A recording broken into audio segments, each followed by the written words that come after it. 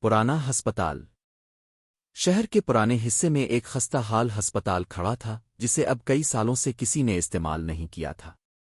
دن میں یہ بس ایک ویران عمارت لگتا جس کی ٹوٹی پھوٹی کھڑکیاں اور جھک گئی دیواریں کسی بھولی ہوئی جگہ کی کہانی سناتی تھیں۔ مگر رات کے بعد اس ہسپتال کی فضا کچھ اور ہی ہو جاتی۔ لوگ کہتے تھے کہ رات کے وقت یہاں سے عجیب و غریب آوازیں آتی ہیں، کسی کی چیخیں، کسی کی آہوزاری اور کبھی کبھی کسی کی ٹہلتی ہوئی پرچھائیں۔ پتہ نہیں یہ آوازیں حقیقت تھیں یا لوگوں کے خوف کی پیدا کردہ چیزیں، مگر جو بھی وہاں گیا وہ ان تجربات کو کبھی نہیں بھول سکا۔ علی، جو ہمیشہ خطرناک اور پرسرر جگہوں میں دلچسپی لیتا تھا، نے فیصلہ کیا کہ وہ اس خستہ حال ہسپتال میں ایک رات گزارے گا۔ وہ شام کے وقت ہسپتال کے قریب پہنچا اور ٹارچ کی روشنی میں اس کی ٹوٹی ہوئی دیواریں اور چھت کے گرے ہوئے ٹکڑے واضح ہونے لگے۔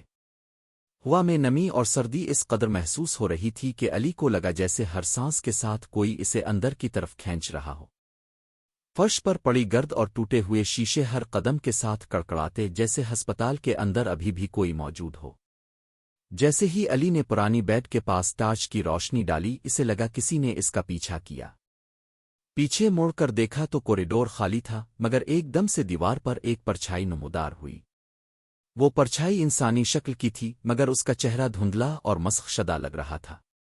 علی کے دل کی دھڑکن تیز ہو گئی، لیکن وہ ہل نہیں سکا۔ پرچھائی آہستہ آہستہ بیڈ کے پاس آئی، اور جیسے ہی علی نے ایک قدم پیچھے ہٹنے کی کوشش کی، فرش سے اچانک ایک ٹھنڈی ہوا کا جھونکا آیا جس نے اسے لرزا دے دیا۔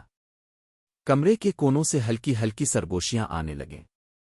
یہاں سے جا نہیں سکتے۔ کبھی نہیں۔ آوازیں اتنی قریب لگ رہی تھیں کہ علی کو لگ رہا تھا جیسے دیواریں خود بول رہی ہوں۔ اس نے زور سے دروازے کو کھولنے کی کوشش کی، مگر وہ خود بخود بند ہو گیا۔ ہر طرف اندھیرا تھا اور ٹارچ کی روشنی جیسے کمزور ہو کر بجھ رہی تھی۔ علی نے محسوس کیا کہ وہ ہسپتال میں اکیلا نہیں ہے، کچھ موجود تھا جو اسے باہر جانے نہیں دے رہا تھا۔ رات کے درمیانے وقت علی نے اپنی ساری ہمت جمع کی اور دروازے کی طرف دوڑا۔ جیسے ہی اس نے دروازے کو زور سے دھکا دیا، وہ کھل گیا اور علی خود کو ہسپتال کے باہر پایا۔ باہر کی ہوا میں تازگی تھی، لیکن علی کے دل اور دماغ میں وہ منظر ہمیشہ کے لیے نقش ہو گیا تھا۔ صبح لوگ اسے ہسپتال کے باہر بے ہوش حالت میں پائے۔ وہ زندہ تھا، لیکن اس کی آنکھوں میں وہی پرچھائیں اور چیخیں تھیں جو رات بھر اسے ستاتی رہیں۔ اس دن کے بعد شہر کے لوگ رات کے وقت اس ہسپتال کے قریب سے بھی نہیں گزرتے۔ جو کبھی بھی رات کے وقت اس کے قریب گیا، وہ ہمیشہ کے لیے بدل جاتا ہے۔ کہا جاتا ہے کہ اب بھی رات کے سناٹے میں ہسپتال کے کھڑکیوں سے روشنی جھلکتی ہے، پرچھائیاں حرکت کرتی ہیں اور کہیں کہیں سرگوشیاں سنائی دیتی ہیں۔ ہم ابھی بھی یہاں ہیں اور تمہیں یہاں رہنا ہے۔